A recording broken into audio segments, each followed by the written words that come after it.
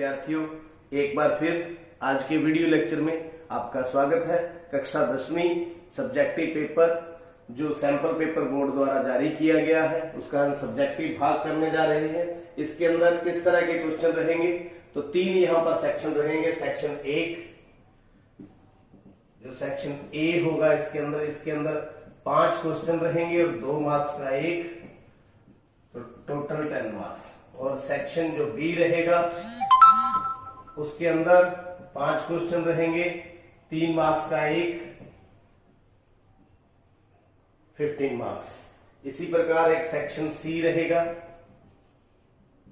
सी के अंदर 3 क्वेश्चन होंगे और एक 5 नंबर का, 15 मार्क्स का। इस प्रकार 40 अंक का जो ऑब्जेक्टिव पेपर है और 40 का सब्जेक्टिव पेपर रहने वाला है। तो टाइम भी इसका डिवाइड किया गया। जब आपका पेपर 12:30 बजे स्टार्ट होगा तो तब ये आपको सब्जेक्टिव पेपर मिलेगा और 1.5 घंटे में आपको ये सब्जेक्टिव पेपर करना है। उसके बाद आपको ऑब्जेक्टिव पेपर मिलेगा। तो सब्जेक्टिव पेपर में किस तरह के क्वेश्चन रहेंगे बोर्ड के द्वारा जो जारी किया गया सैंपल पेपर, आइए देखते हैं। उसका पहला जो सेक्शन ए में पहला सम जो 2 मार्क्स का है, 2 क्रमागत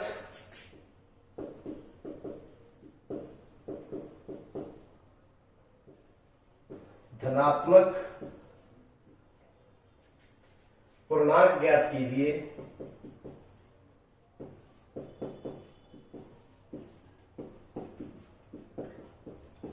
जिनके वर्गों का योग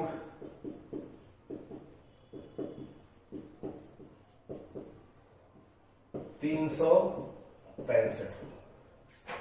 तो क्रमागत धनात्मक पूर्णांक जो चीज हमने निकालनी है उसको मान लेंगे। तो मान लो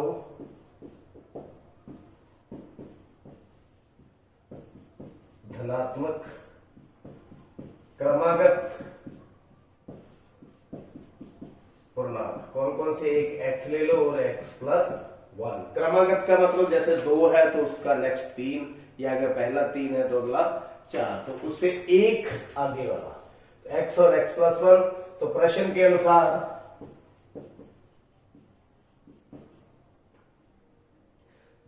जिनके वर्गों का योग, ये पहले का वर्ग और ये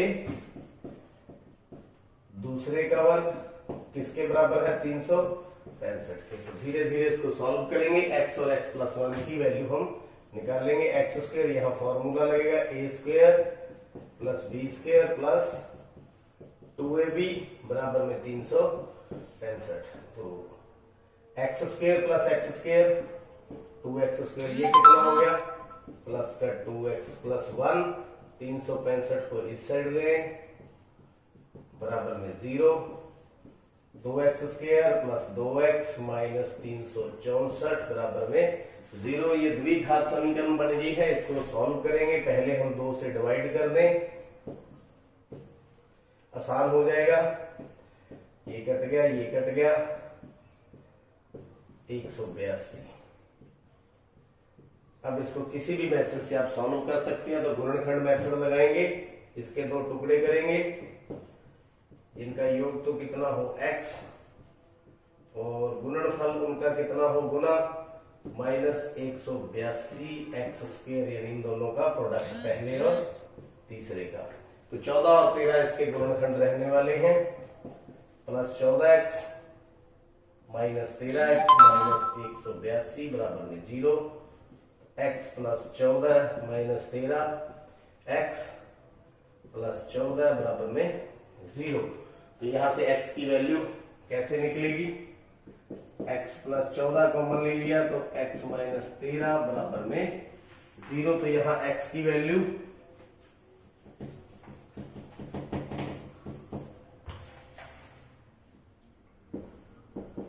निकालने के लिए बराबर में 0, एक तो आ गई -14 और एक आ गई 13। तो आप देख सकते हैं यहां धनात्मक पूर्णांक है। कौन से धनात्मक, तो ये कौन सा है, ऋणात्मक। इसको क्या कर देंगे, छोड़ देंगे। क्यों, क्योंकि हमसे कौन से मांगे गए हैं, धनात्मक। तो 2 धनात्मक पूर्णांक कौन से हुए? एक तो था x, एक था x प्लस 1, यानी कि एक 13 और एक 13 प्लस एक 13 और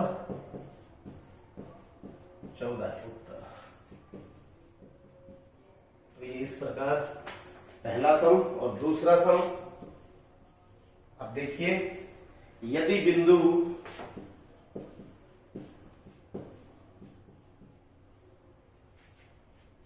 A 6 और 1, B 8 और 2,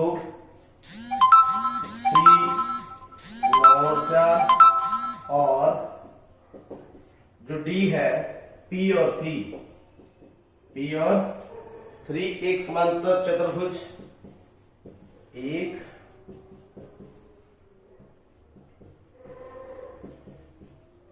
समांतर चतुर्भुज के शीर्ष इसी क्रम में हो, के शीर्ष इसी क्रम में हो, तो P का मान ज्ञात कीजिए। तो P का मान ज्ञात कीजिए। तो ये हमारे पास प्रश्न है। समांतर चतुर्भुज के शीर्ष है, ये समांतर चतुर्भुज हमने बना ली, A B C D। A के बिंदु क्या है? 6 और 1, B के कितने हैं? 8 और 2, C के कितने हैं? 9 और 4 और D के कितने हैं? P और 3। तो यहां पर हम समांतर चतुर्भुज के जो गुण है उसको इस्तेमाल करेंगे, क्योंकि समांतर चतुर्भुज के जो विकर्ण है वो एक दूसरे को, तो हल में हमें पता है कि समांतर चतुर्भुज के विकर्ण एक दूसरे को समविभाजित करते हैं। समांतर चतुर्भुज के विकर्ण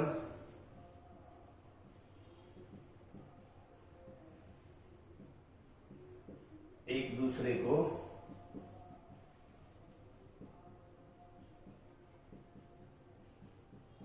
समविभाजित करते हैं। तो ये मान लीजिए कोई बिंदु P है, ये AC का भी मिड पॉइंट है और BD का भी मिड पॉइंट है। इसी को आधार लेकर के हम हल करेंगे।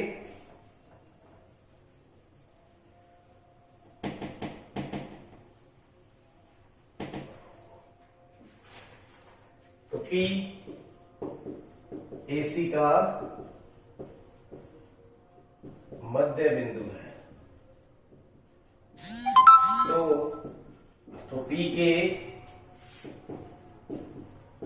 निर्देशांक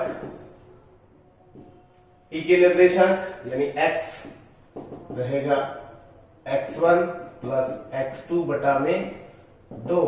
तो A और C, ये x1, ये y1, ये x2, ये y2, यानी 6 प्लस 9, 6 प्लस 9 बटा में 2 बराबर कितना आ गया? 15 बटा में। इसी प्रकार y1 प्लस y2 बटा में 2, 1 प्लस 4 बटा में 2, 5 बटा में 2। तो यानी कि P के निर्देशांक जो बन गए 15 बटा 2 और 5 बटा में 2। इसी प्रकार जो P है BD का भी मध्य बिंदु है।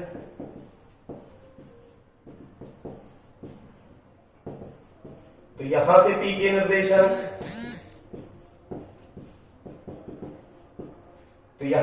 निर्देशांक, फिर वही फॉर्मूला x1 प्लस x2 बटा में 2। तो B और D के P प्लस 8 बटा में 2, P प्लस 8 बटा में 2। तो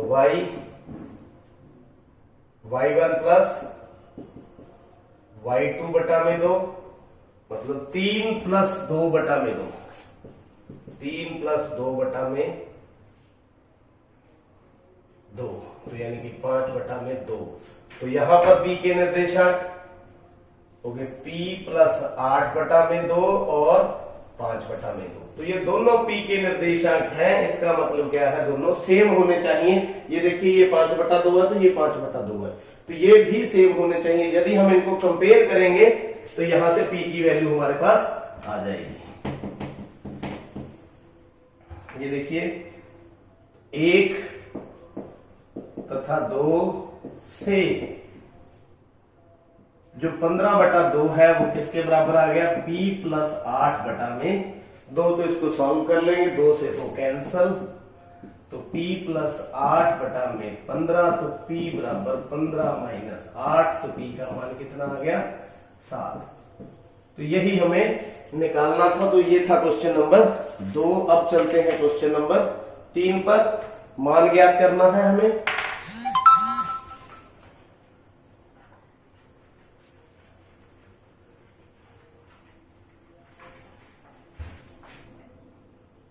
क्वेश्चन नंबर 3, मान ज्ञात कीजिए।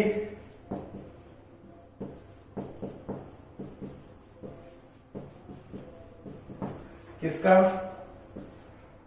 7 sine square 30 plus 6 cosecant square 60 minus cot square 45 बटा में sine square 60 plus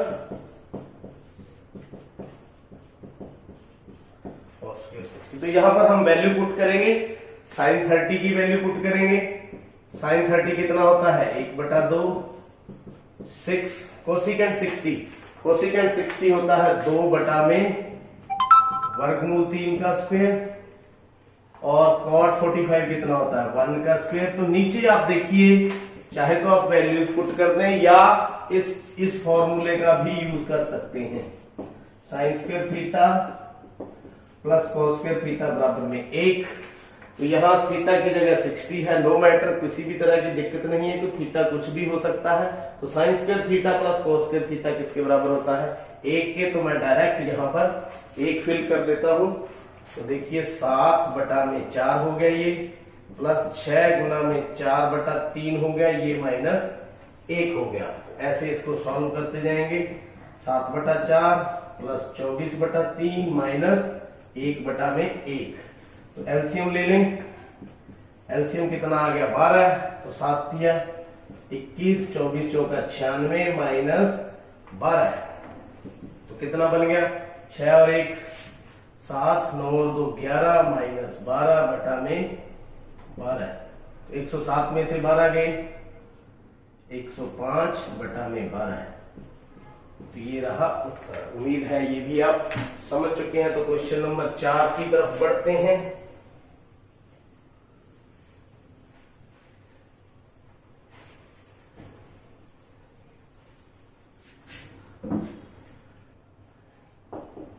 question number 4 है, दो घनों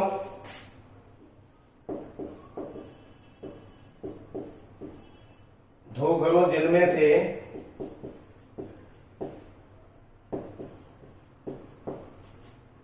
प्रत्येक घन का आयतन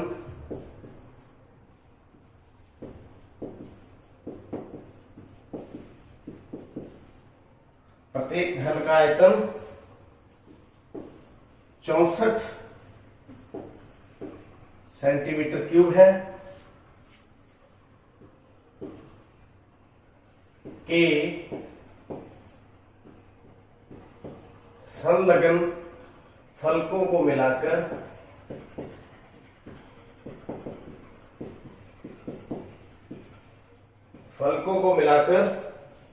एक ठोस बनाया जाता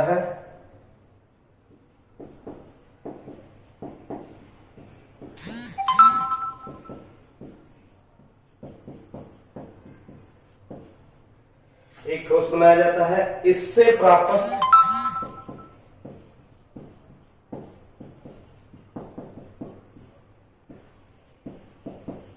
घनाभ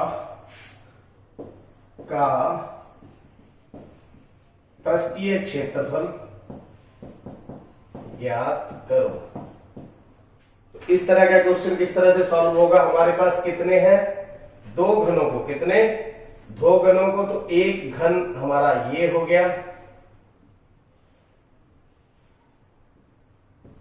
और दूसरा घन इसी के साथ मिला दें, ये दूसरा घन हो गया।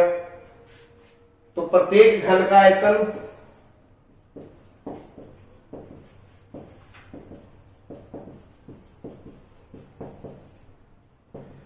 64 सेंटीमीटर क्यूब। तो घन का आयतन तो मान लो इसकी भुजा a है, तो a क्यूब बराबर कितना 64। तो a बराबर में a क्यूब बराबर में ये 4 का क्यूब, क्यूब से क्यूब कट गया, a बराबर 4। तो घन की भुजा हमने निकाल ली, कितनी है 4 सेंटीमीटर। तो अब देखिए अगर ये 4 है तो पूरी कितनी होगी 4 + 4 बराबर 8 सेंटीमीटर। जबकि चौड़ाई के ऊपर कोई फर्क नहीं पड़ेगा और ऊंचाई के ऊपर भी कोई फर्क नहीं पड़ेगा। तो हमने क्या निकालना है आयतन। तो हमारे पास डाटा तैयार है, तो आयतन निकाल देंगे।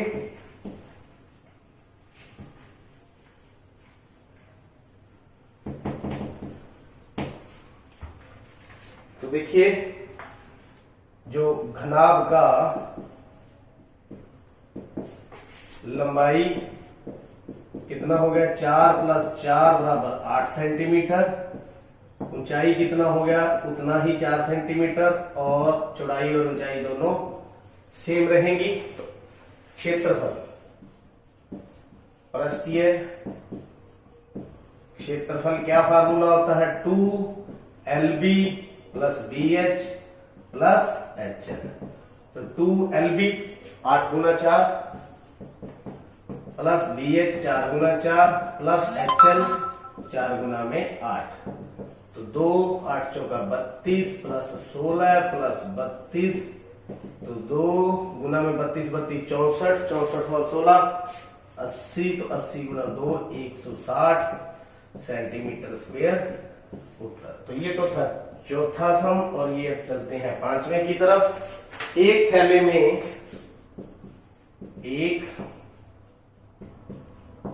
थैले में 7 लाल और 6 हरी गेंदें हैं, और 6 हरी गेंदें हैं। इस थैले में से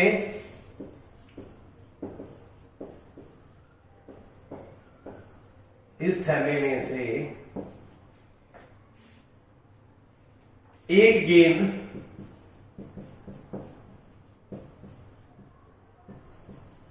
यादृच्छिक निकाली जाती है।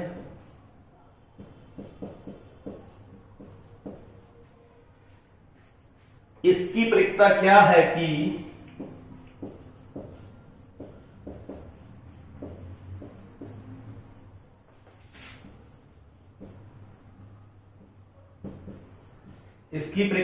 है कि गेंद लाल हो, दूसरा भाग हरी हो। तो बहुत आसान सम है, प्रक्रिया का फॉर्मूला लगाएंगे और इसको कैलकुलेट कर लेंगे।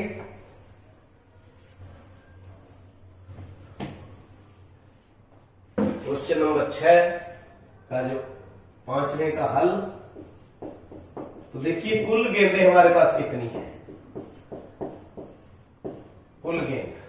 कुल गेंद है 7 + 6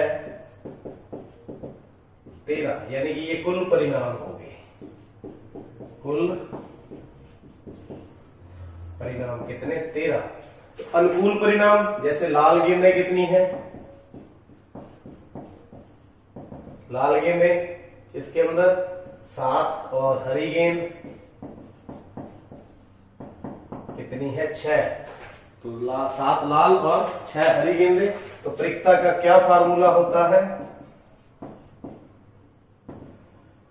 अनुकूल परिणाम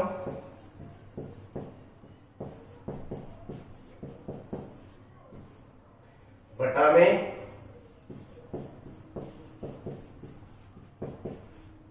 कुल परिणाम। अनुकूल परिणाम बटा में कुल परिणाम। तो पहले निकालेंगे लाल गेंद की प्रक्रिया। लाल गेंद आने की प्रक्रिया। तो कुल कितने हैं 13। तो लाल कितनी है 7, तो आंसर कितना 7/13। तो दूसरा, हरी गेंद आने की बारीकता कुल कितनी है 13, हरी कितनी है 6। तो ये उत्तर अनुकूल परिणाम यहाँ पर 6 है।